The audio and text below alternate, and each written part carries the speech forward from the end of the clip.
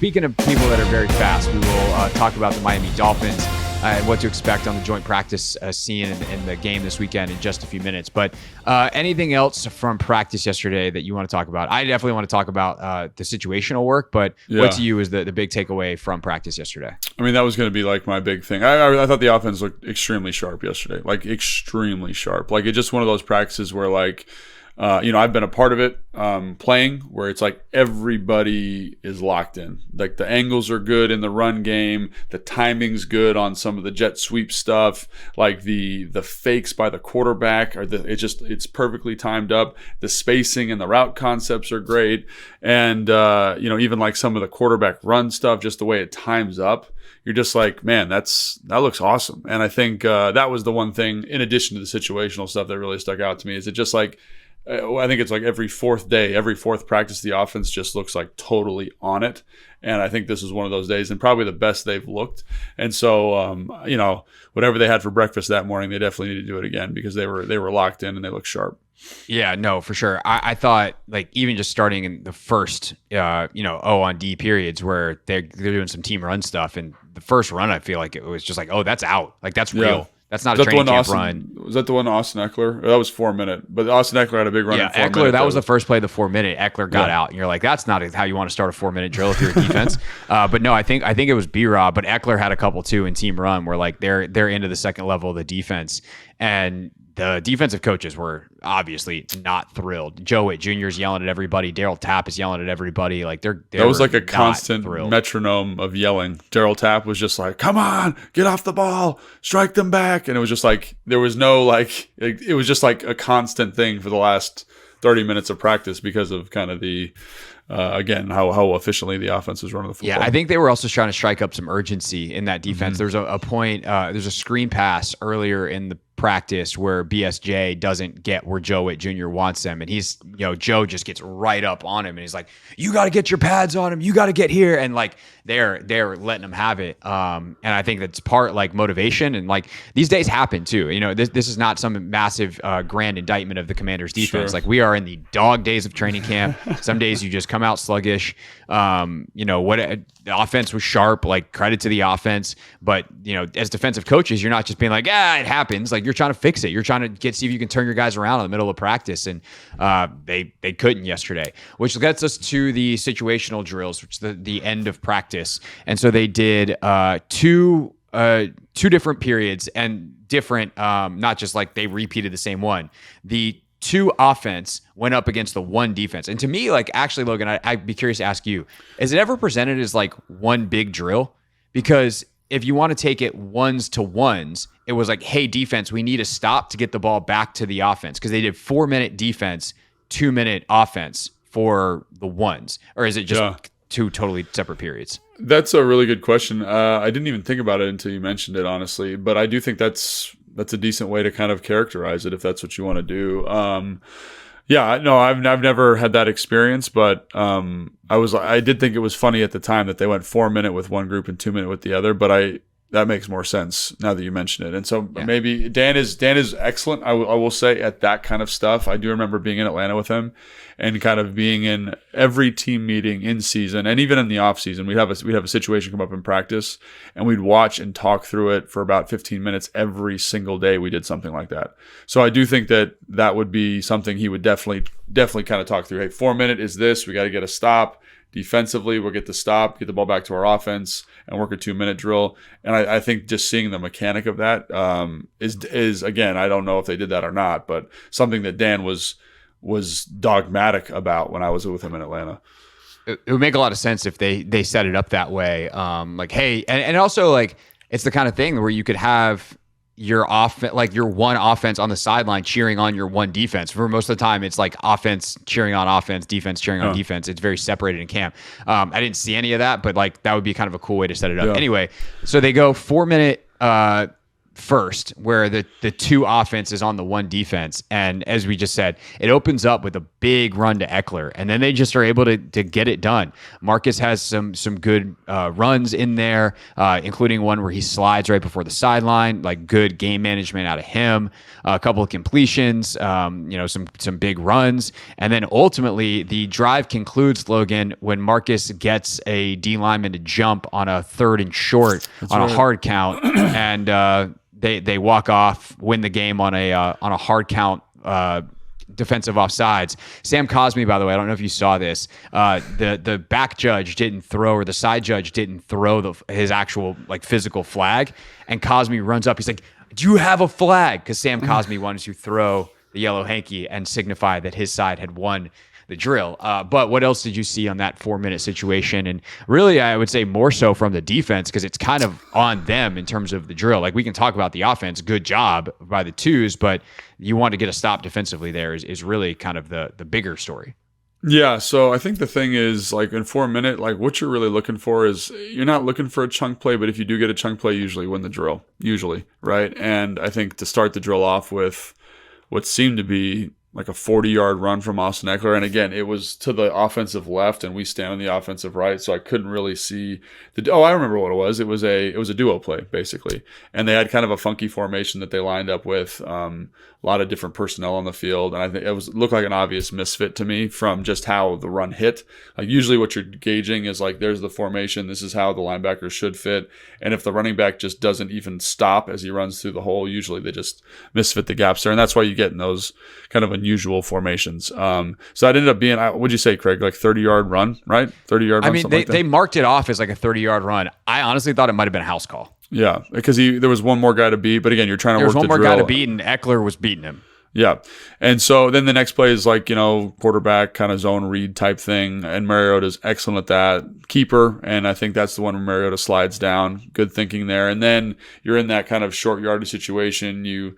Chris Rodriguez gets a run for 2 yards, run for 2 yards. You're in a 3rd and 5 kind of situation. And they jump offside. So to me, that's about as poorly as that could have gone for the defense, like in terms of just scripting it out. And again, like you said, those days do happen, right? There are days where the defense looks amazing, the offense can't do anything. But in terms of like how you script a 4-minute period, that is exactly what you want from the offense. Like, you don't really have to throw the football. You're getting to some creative stuff, but nothing too creative. I think they ran a jet sweep in there maybe also, like that kind of thing. And it just and it was like what I said before, everything hit. You put that weird formation in, so they do misfit it. They misfit it, it's a big run. You put this jet sweep in out of this formation, so they overload to this side.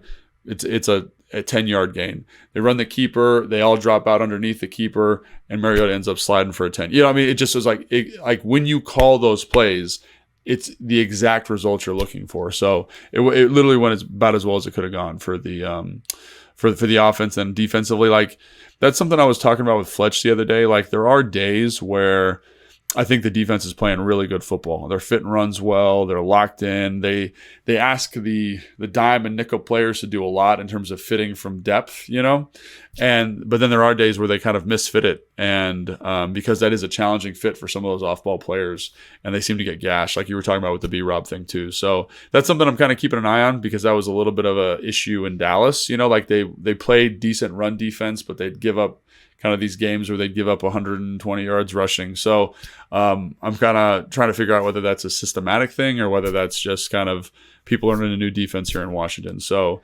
again, I'm not saying this is the worst thing or the best thing. I'm just saying it's an observation about one day of practice that and one 4-minute drill where the defense looked a little unsettled and the offense looked great. Yeah, and you're certainly hoping that misfits aren't a regular thing with Bobby Wagner getting everybody in place. And Bobby was out there for, I think, that drill yesterday. So yeah, I'll defer to you on that. Yeah, overall, is my concern level super high with Bobby Wagner getting everybody lined up and getting things where they need to be over the course of a season? No, but if there's a systematic weakness that some teams are going to be able to exploit, that's less than ideal, but these things happen, and we'll see how it goes. Obviously, Miami has an interesting run game, so we'll see what happens this weekend with that. And obviously, as we get going in the season, kind of be a week by week thing. And the cool part I think about for me doing this podcast with you is like sometimes you're really on that stuff ahead of time where it's like, this is the kind of run play that is causing harm. This team runs that run play. How do they adjust? And we can kind of watch that going into the week on a much higher level, which is fun. So that's why you subscribe to the podcast, kids. All right. So the offense, the two offense wins the day.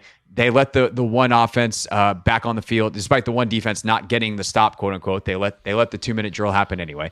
And man, it was the one offense versus like a 2.5 defense. You had some twos and some threes out there, and it looked like it was supposed to. If your one offense is good and you're going against backups, they hot knife buttered through that defense.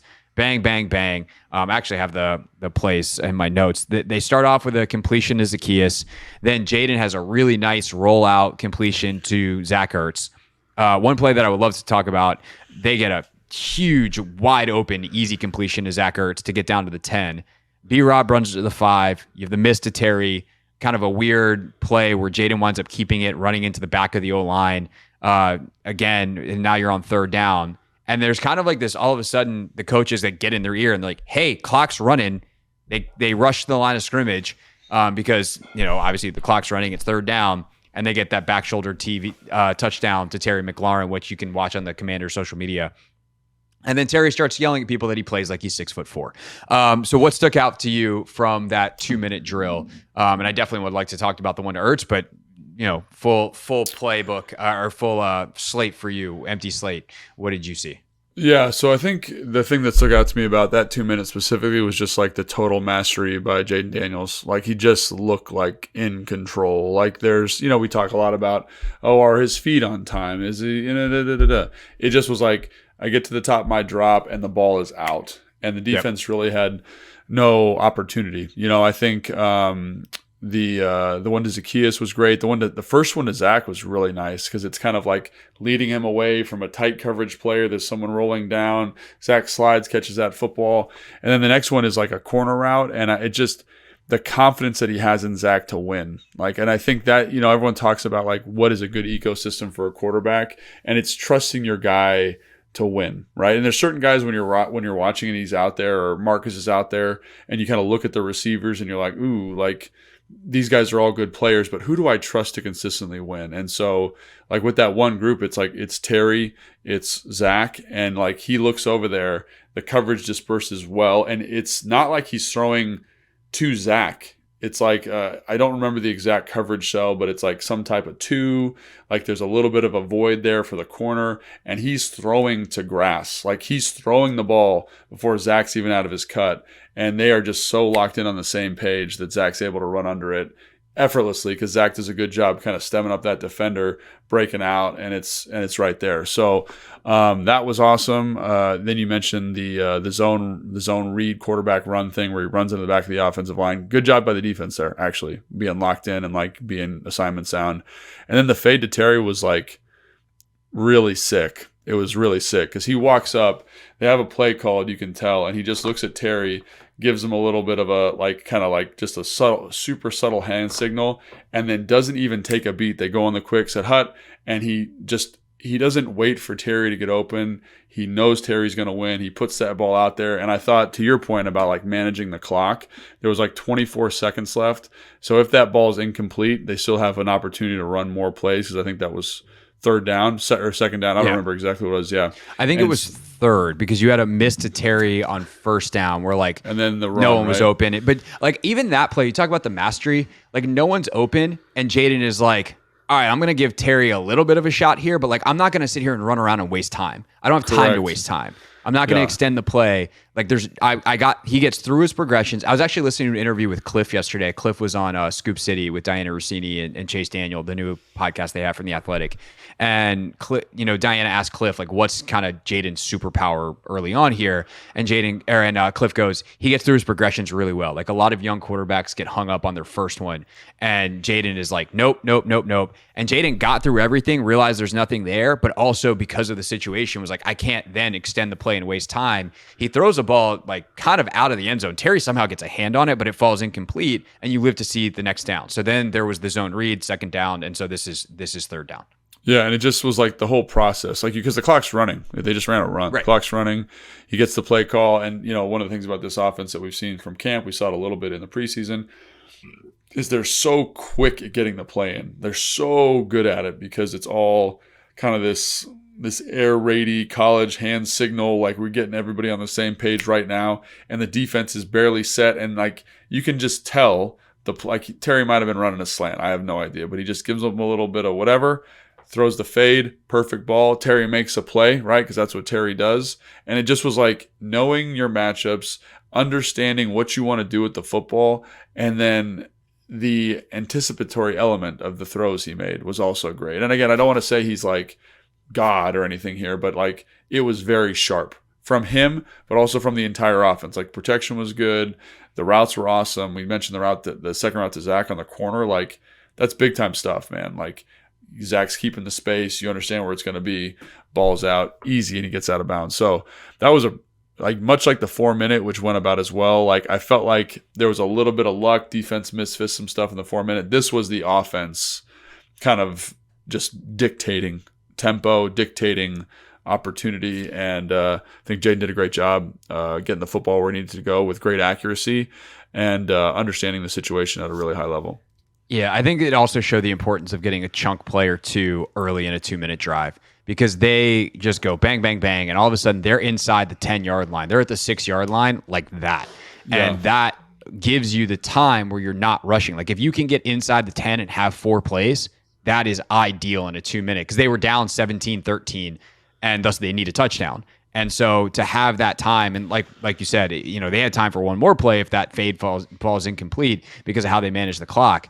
And frankly, time for, to draw a penalty perhaps and get another first down. So it's you have time for 4+ plays, even though you're inside the 10, hopefully you're scoring. But if on third down you draw a PI, but you didn't leave yourself enough time to take advantage of getting 2 or 3 plays from the 1-yard line, well, that's not as good as if you did. And so the ability to quickly get down into a prime strike zone was great. Obviously, they didn't need it. They get the touchdown. Good job. Anything else from practice yesterday before we look ahead to Miami? Well, probably my favorite thing from obviously those drills were great. My favorite thing was from practice yesterday was the 2nd and long, 3rd and long drill that they did, which I think was right after that maybe. And I just think like there's so many times in an NFL football game where that situation comes up. 2nd and long, 2nd and 10, maybe you got a penalty, 2nd and 15, negative run, 2nd and 11. And that's a tough spot to be in. And so how do you manage that? How do you say, hey, we got to get to 3rd and 5, 3rd and 4, live to play another day? And I think I've done that drill before, but as I've studied football more and been on this side of it, you see how absolutely critical that is for game management. And then again, that 3rd and long situation also, because the defense is going to have a certain response. They're going to bring a little bit more pressure. They're going to heat you up. Like, how are our protections? Where's the answer? Especially on 2nd and long, because you see quarterbacks, I think, sometimes try to push the football down the field. But hey, we can survive on a check down because if we get to 3rd and 4, we're doing okay. So I love that drill because it feels like the most real football you're going to get in a bad situation. And so I love that they're drilling that because because think about how many times last year, just as an example, because that's what we're very familiar with, lots of fans are, you get an incomplete pass on 1st down at 2nd and 10. What is your plan to get to a 3rd and manageable? And here we got to see some of Cliff's thought process on how to do that and how Joe Witt's going to handle those situations. And I think for a fan of like detailed football, it was really cool to see that drill. And I thought it was like maybe the most beneficial drill of the day for the team. They're all beneficial, but it just in terms of like something that you're going to have to do. And if you can get good at that, you're going to win some games because you're going to steal possessions basically. Yeah. I mean, if you think about it, everything is situational. So I think that the emphasis on situational football, like, okay, it's 2nd and 7 in the middle of the second quarter. Like, technically that's a situation, but really the game is going to come down to those 2nd and longs to like, you're going to have one of those on a drive, on a lot of drives, or a 3rd and short, like goal line, red zone. Like, these situations are going to come up on almost every single drive unless you just went 3 and out, in which case you still probably were in 2nd and long at some point. I love how much they're kind of situationing up practice. Like, everything has a It's not just like, hey, there's 20 minutes on the clock for the period and we're just going to run plays. Those are being minimized. Like you do have some team running stuff yesterday, but everything seems to be within the context of a game. And I just think that's a great way to practice.